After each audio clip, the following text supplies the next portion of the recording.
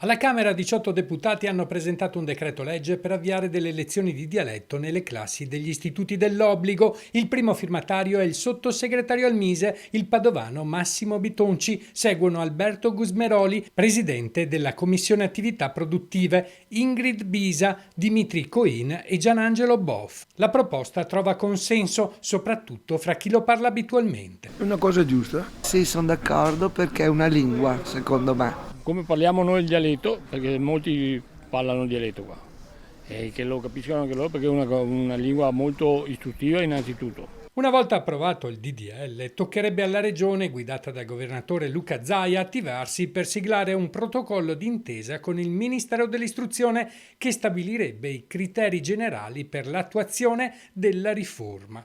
Lo scopo? Insegnare il veneto ai bambini perché tra un po' nessuno lo parlerà più.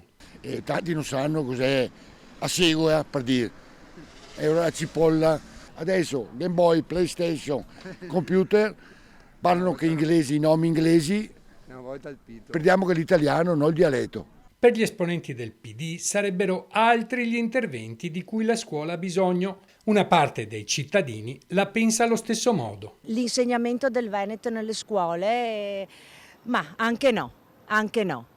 Io sono un insegnante, tra l'altro. Io non ho mai parlato in dialetto perché i miei non me l'hanno mai insegnato, per cui potrebbe essere una cosa utile, per carità, ma insomma non la trovo una cosa così importante. Per me non va bene, bisogna sapere tutte le lingue, non solo il veneto. Altro dilemma si pongono alcuni a cui la proposta non dispiace è quale veneto insegnare tra i banchi di scuola. A quale dialetto veneto? Perché i dialetti veneti sono tanti, perché se andiamo anche a Treviso parla un dialetto, a Venezia ne parla un altro.